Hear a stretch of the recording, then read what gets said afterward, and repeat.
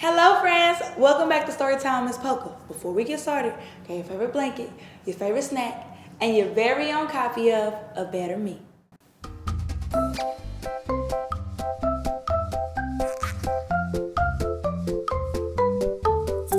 Hello, friends. Today we'll be reading A Better Me, written by Kareem Shakur. Chapter 1. It's early Sunday morning. The smell of waffles, turkey bacon, and eggs wakes me, and I make my way downstairs to find Mama in the kitchen. She smiles as she leans down to pick me up, letting out an oof as she sets me on her hip. I'm only 3 years old, but Mama says I'm growing pretty fast. My birthday is in a few days. I'll be turning 4 on April 5th. Mama hugs me tightly, kisses me on the cheek, then sits me down in my favorite chair at the kitchen table. We sit in silence as we eat, and even though I'm young, I'm smart enough to know that Mama has something on her mind. After breakfast, Mama bathed and dressed me so that we could go into the city market for groceries. After Mama finished her errands, we stopped by our favorite park. I love coming here. Mama seems to be more relaxed, and she gets to read her books in peace. I run around in her view until I tire out. Then I call her to the swing to push me. Higher! Mama, higher! I cry out with 1,000 giggles. Some days, when the park is crowded, I see other kids my age playing catch and basketball with their daddies. Mama and I catch each other staring at them. Maybe we're both thinking about my daddy playing catch and basketball with me in the park. But Daddy has been away at grown-up school for a long time now. As the sky got dark, we left the park and headed home. The car ride was quiet, as usual, until Mama asked me a question I only been asked at school. She said, "Caleb, what do you want to be when you grow up?" I didn't give her an answer right away because I was scared to give her the answer I gave the teacher. The answer that made the whole class laugh at me. When the teacher asked the class what they wanted to be when they grew up, most of them said, "I want to be like my daddy." When the teacher asked them what their fathers did, they would say, "My dad is a police officer," or "My daddy is a firefighter," or "My dad fixes cars," or "My dad builds houses," and so on. "Caleb," the teacher finally asked me, "what do you want to be when you grow up?" My answer was the same as everyone else's. My daddy. I wanted to be just like my daddy. And what boy doesn't want to be like his dad at my age? "What is it that your father does, Caleb?" the teacher asked. Um, um, I stammered. My mind went blank as I felt everyone's eyes on me. I couldn't think of anything cool my dad did because my dad wasn't around to show me anything cool. The realization of how sad and lonely I felt hit me like a bucket of cold water. I tried to fight it, but the tears wouldn't stay back. And as I heard the kids in class begin to laugh, I gave in and cried. To avoid being laughed at by Mama, I told her I wanted to be a superhero. She laughed, but it was a friendly and warm laugh that made me feel safe enough to laugh along with her. Deep down, I wanted to ask Mama what Daddy did at grown-up school. I wanted Mama to tell me something cool about Daddy so I could share it with the class. I wanted them all to regret laughing at me. More than anything, I wanted to feel important and not left out. Mama hardly ever wanted to talk about Daddy. She would show me pictures of him that she had taken through the years. There's one picture of Daddy that I really love. It shows him holding me on his lap a few weeks after I was born. Mama said she took that picture at our old house before Daddy left us and went to grown-up school. "What does Daddy learn at grown-up school?" I asked. "Daddy is learning to be good, Caleb," she replied slowly. I could tell Mama was getting sad, so I didn't say anything else for the rest of the ride home. Once we made it home, Mama washed me for bed.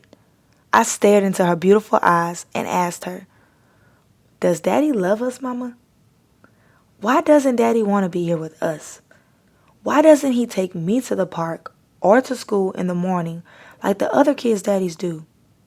Their daddies eat lunch with them at school, and mine doesn't. Did I do something wrong to make daddy leave us and go to grown-up school? Mama gave me a sad smile, wiped my tears from my face, and rubbed my face softly. Mama looked at me and said, "Your daddy loves you, Caleb. It's not your fault daddy left and went to grown-up school. Sometimes grown-ups do things in life that get them in trouble, and they have to go to grown-up school so they can learn to be good again." Is it like when kids get in trouble at school and the teachers put them in timeout? I asked. Almost, baby, she said, but not quite. I looked into her eyes and asked, "Can we go visit Daddy?" "Mama, please." She sighed. "I don't know, Caleb. Now get some rest. You got school in the morning," she said as she moved the covers up. "Good night, Mama," I said as I closed my eyes. Chapter 2. I woke up for school the next morning, thinking about the dream I had all night. I dreamed of me, Daddy, and Mama playing in the park together and having a picnic. Mama loves picnics. Sometimes we have picnics in the courtyard at Atlantic Station. As Mama dressed me for school, she asked me what I wanted for my birthday. Thought very hard before I answered her. "Mama, I want Daddy to come home from grown-up school and take us to the park to play and have a picnic for my present," I said in a rush. Mama looked shocked at what I said at first. Then she gave me a small smile, kissed me on the forehead, and whispered, "Me too, baby. Me too." My birthday was one day away, and all I wanted was for Daddy to be here to share it with me. Mama dropped me off at school and told me she would see me later. I walked into class with my head held high. Mama always got me what I asked for, so I couldn't wait to eat lunch with Daddy at school and have him tell the class how much he loved me and how proud he was of me. Every time Grandma Duchess took me to visit Daddy at grown-up school, he would always tell me he loved me and was proud of how smart I was. I couldn't wait to show him all the drawings I made in art class of me, him, and Mama. Daddy's going to show up for my birthday, and I won't ever feel left out or lonely again. After nap time came recess, and a couple of kids and I were playing on the big slide when a boy named George asked me why I cried in class when the teacher asked about my dad. I didn't want to lie, so I told him that my daddy is away at grown-up school to learn how to be good. I explained that I don't get to see him much and don't know a lot about him. So when the teacher asked me what my daddy did for work, I got sad because I realized how much he wasn't in my life. George looked at the ground at first, then looked up at me and said, "My dad is away at grown-up school too. My mom said he has to learn and be good again also." George hugged me and said, "Don't worry, friend. Our dad will be home soon." That day, George and I became best friends. When Mama picked me up from school, we went to shop at Target. We stopped at the toy aisle and Mama told me to pick my birthday toy. But I was stuck holding her hand as her words sank in. I thought about my past birthdays and how we would do the same thing. Mama must have noticed my eyes watering because she crouched down and said, "What's wrong, honey? Why are you crying?" I told her I didn't want a toy, just Daddy. Mama calmly said, "I'm sorry, baby, but I can't bring Daddy home for your birthday." She hugged me as I cried, not wanting to believe what Mama was saying. To make Mama happy and not seem ungrateful, I picked out a Blippi costume and a toy truck, but I held out hope that Daddy was still going to show up for my special day. Chapter 3. While Mama was washing me for bed, her phone started to ring on the bathroom counter. She talked for a while as I splashed around with my favorite bath toys. I noticed Mama's voice getting more excited, so I tried to listen to her conversation without her noticing, wondering who Mama was talking to that had her so happy. Mama hung up the phone, grabbed the towel, and dropped me off. Then we went to the bedroom. I put my pajamas on, gave Mama a big hug before she took me into bed, and asked if that was Daddy on the phone. "No, it wasn't your daddy, Nosy, but it was your Grandma Duchess," she said while smiling. She's going to eat lunch with you at school for your birthday. My grandma Duchess is Daddy's mama, and I love her so much. She's always nice and sweet to me and tells me I look like my daddy every time she sees me, which makes me happy because Daddy is strong and handsome. After saying our goodnights, Mama kissed me on the cheek and cut off the light. When I woke up, Mama was standing over me with balloons in her hand, saying, "Good morning, birthday boy." My special day was here, and I was so excited and anxious to see Daddy. I waited for him to jump out of the closet and surprise me, but after a few minutes with no sign of him, I thought he might be outside, hiding behind Mama's car. I'll try to keep my birthday face for Mama's sake, I thought to myself, but if Daddy doesn't show up soon, this day won't mean much to me at all. Mama grabbed us Pop-Tarts on our way out the door, and Daddy didn't jump out from behind Mama's car. But I wasn't giving up hope. The ride to school consisted of me and Mama singing our favorite tunes together, and Mama keeping my birthday spirits high as best she could. Once we made it to school, Mama promised she and Grandma Duchess would be back at lunchtime. So I gave her a kiss and a hug, then headed to class. When I walked into class, everyone screamed, "Happy birthday!" to me, and my best friend George was holding a gift wrapped in fancy paper. "Here, Caleb," he said, smiling at me. "Happy birthday from me and my dad." I gave George a hug, and we sat beside each other for movie hour. A couple of hours had passed, but not fast enough for me. The teacher was getting ready to read a book to the class when we heard a knock on the door. She told us to quiet down as she went to answer it. Because she had the door cracked and was whispering to whoever was out there, we couldn't see who she was talking to or what they were talking about. After a while, she closed the door and continued reading to the class. But I couldn't focus on what she said. My mind was racing, hoping it was Daddy she had talked to or Mama and Grandma Duchess showing up early for lunch. All I could think about was Daddy showing up for my birthday. Chapter 4. Right after story time, the lunch bell rang, and my whole class lined up at the door. We walked in a single file line with our hands by our sides as we headed to the cafeteria. Everyone had their head facing forward, except me. I looked left and right at every corner we turned, wondering if Daddy was here somewhere. He had to show up today. He just had to. We finally made it to the cafeteria when I spotted Mama and Grandma Duchess at a table close to the windows. They had balloons, cupcakes, and party hats set up. My whole class screamed with excitement, "We're having a party!"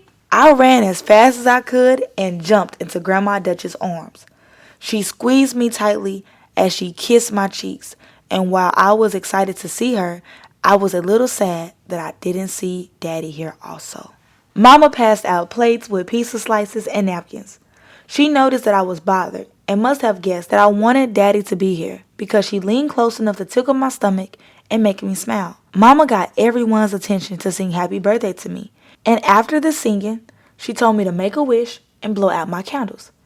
Everyone was staring at me, so I closed my eyes, then wished for Daddy to be here with me.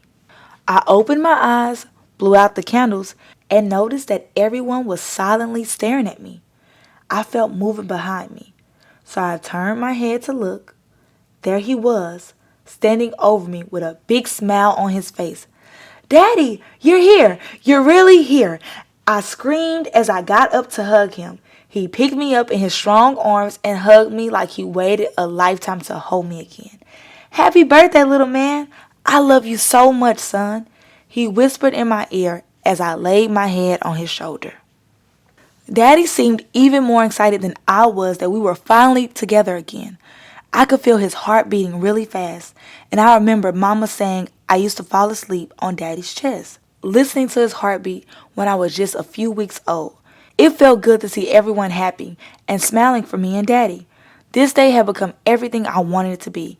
Grandma Duchess and Mama took pictures of me and Daddy, as well as me and my classmates having a good time. I noticed George in a corner, staring at me and Daddy, so I called him over to introduce them.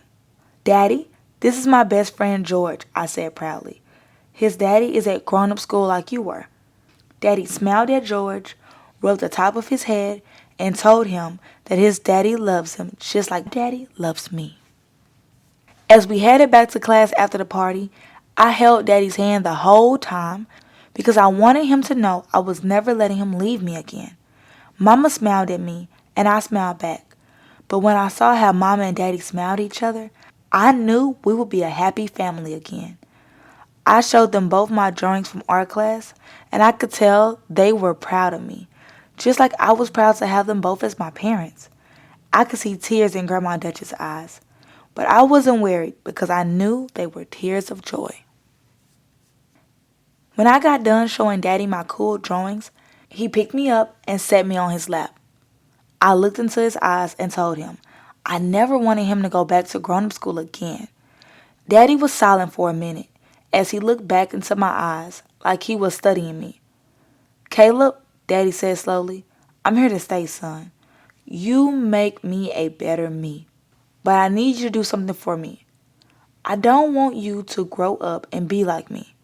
I want you to grow up and be better than me. I smiled and nodded my head to let him know that I understood. As we hugged each other, I knew I would never feel alone or left out again. Friends, wasn't that book full of hope? I love my daddy. And sometimes when I go a long time without seeing him, I miss him too, just like Caleb. Who do you miss in your family? And when will you see them again? Comment below. I would love to know. And if you wasn't able to read along, that's okay. I'm going to put the link below so you can add it to your very own Storytime collection. Bye, y'all. Hello, friends. Miss Poka has a very special announcement. We will now be raffling away a t-shirt a month to our very own viewers. Go to pokaspeaks.com and upload what was your favorite book on Storytime with Miss Poka.